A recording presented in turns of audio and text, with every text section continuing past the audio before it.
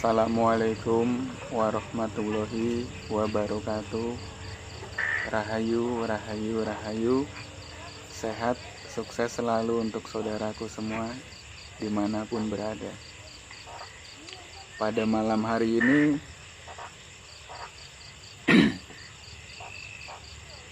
di video kali ini ada satu tema yang sangat menarik ya saudaraku. Kenapa kita gagal belajar ilmu supranatural atau ilmu gaib? Banyak sekali sudah saya share tentang video-video tentang suatu amalan-amalan ya, yang untuk meningkatkan potensi batin kita. Ternyata ada 3 pokok mendasar ya saudaraku yang membuat kita gagal dalam mempelajari ilmu gaib tersebut. Ilmu gaib sendiri tidak ubahnya seperti kita belajar tentang sains, teknologi, atau ilmu apapun. Sebenarnya perlu kedisiplinan dan pemahaman yang lebih luas lagi. Nah, tapi memang paling banyak masalahnya 3 pokok ini saudaraku yang membuat kalian gagal dalam mempelajari tentang ilmu gaib. Yang pertama adalah berpikir negatif. Nah, banyak yang dengan berpikir negatif mereka gagal dalam mempelajari ilmu gaib. Artinya ada keraguan-raguan di dalam hatinya. Contohnya seperti ini. Saat kita menerima amalan atau ilmu dari seorang guru ya, lalu kita ragu-ragu di dalam hati sehingga berpikir negatif. Kira-kira bisa nggak ya? Kayaknya kok cuma simpel gini ya, kayaknya nggak bisa deh. Terus kita bertanya terus kepada guru tersebut ya, caranya gimana, lebih detailnya gimana, apa pasti bisa, apa garansi bisa. Memang pertanyaan itu terjawab, tapi efek sampingnya luar biasa. Anda pasti gagal, sudah dipastikan gagal, karena keraguan-raguan dan tidak keyakinan itu sehingga saudaraku ada rasa berpikiran buruk atau berpikiran negatif kepada seseorang atau kepada guru yang telah memberikan amalannya atau ilmunya kepada Anda. Nah, jadi benahi dulu. Pikiran negatif ini harus kita ganti dengan pikiran positif. Jadi apapun yang diterima, walaupun bacaannya tidak penuh misalnya, ataupun mungkin kita salah dengar, tetap lakukan. Zaman dulu, ya, orang-orang tua dulu dia selalu patuh pada gurunya. Disuruh amalkan ya hayu ya qayyum. Padahal yang didengar oleh si murid ya kayu ya kayumu.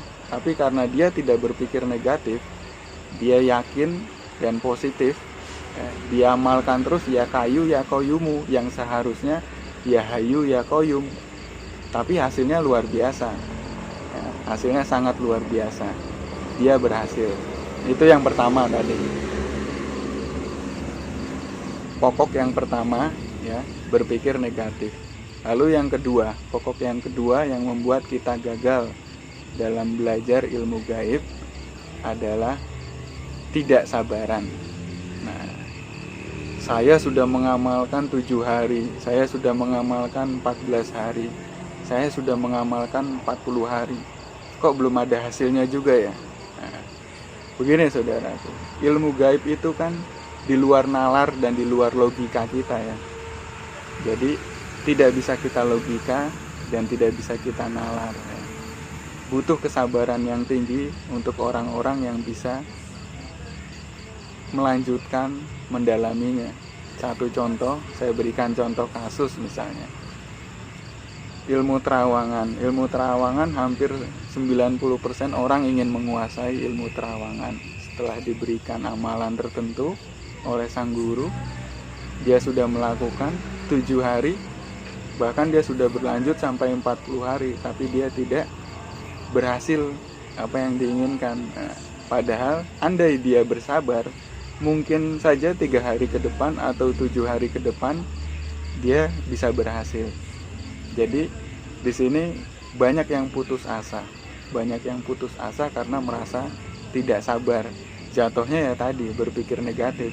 Sudah tidak sabaran, ujung-ujungnya berpikir negatif dan berprasangka buruk kepada sang guru. Biasanya dalam ilmu gaib, peran guru memang sangat dibutuhkan, bukan dari wawasan atau dari ilmu tertentunya, tapi dari kebarokahan atau keberkahan, keikhlasan sang guru untuk menurunkan suatu amalan kepada murid. Itu yang diperlukan.